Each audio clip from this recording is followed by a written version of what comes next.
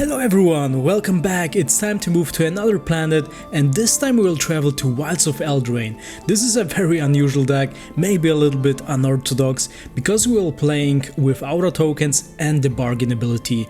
This means we have a lot of creatures that produces aura tokens attached to themselves or to other creatures.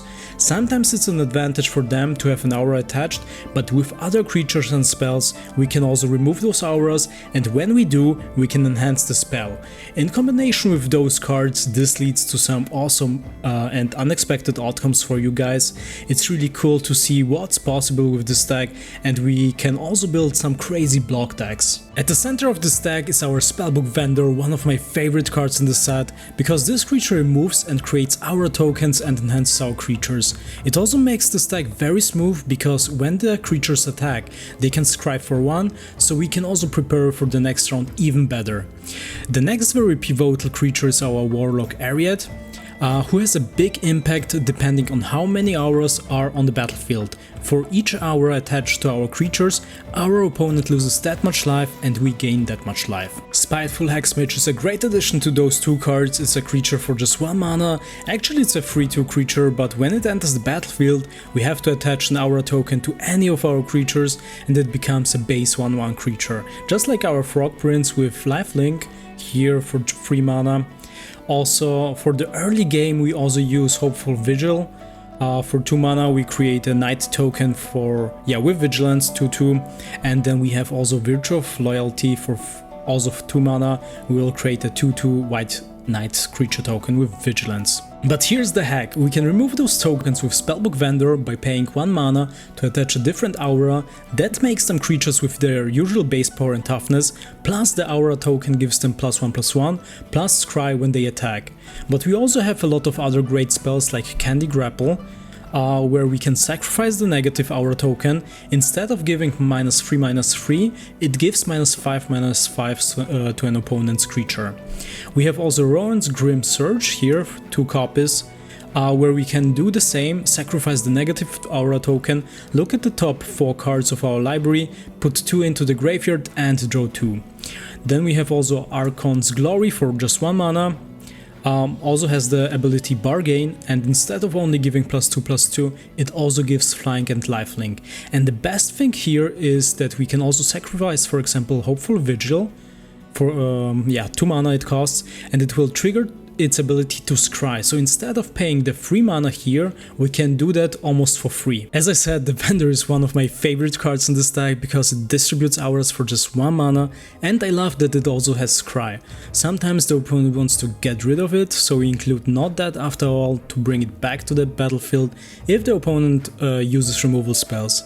Glass Casket is another great card to exile creatures with mana value 3 or less.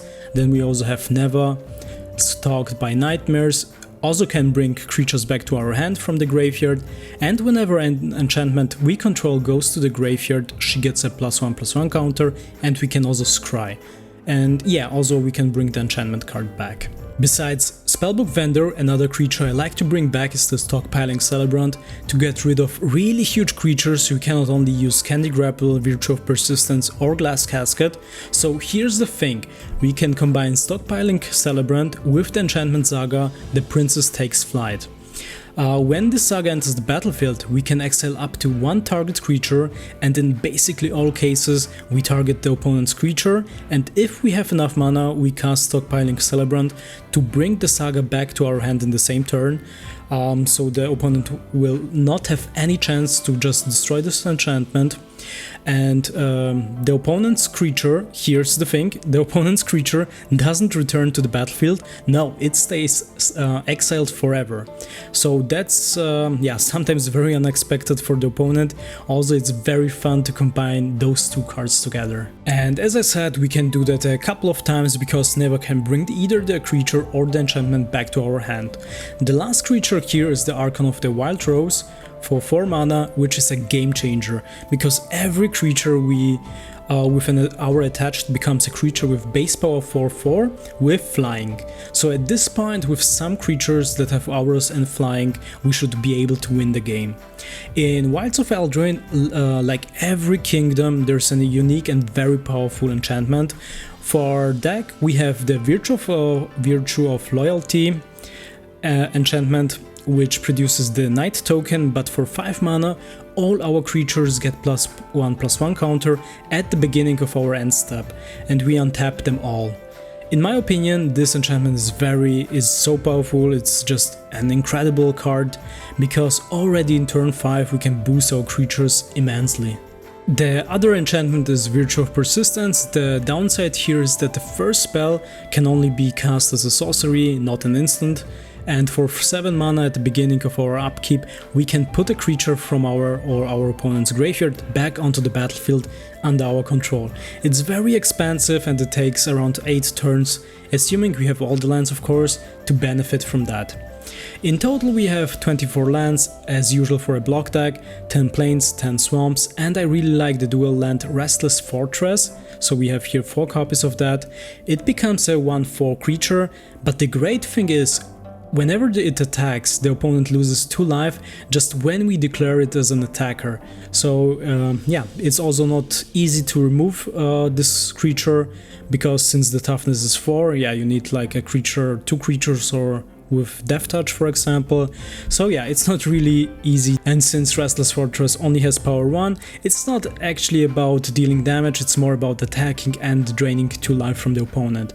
In my opinion, Magic really shows what incredible decks you can build here with all the fairy tale vibes. I really enjoy playing this deck, so let's play some games.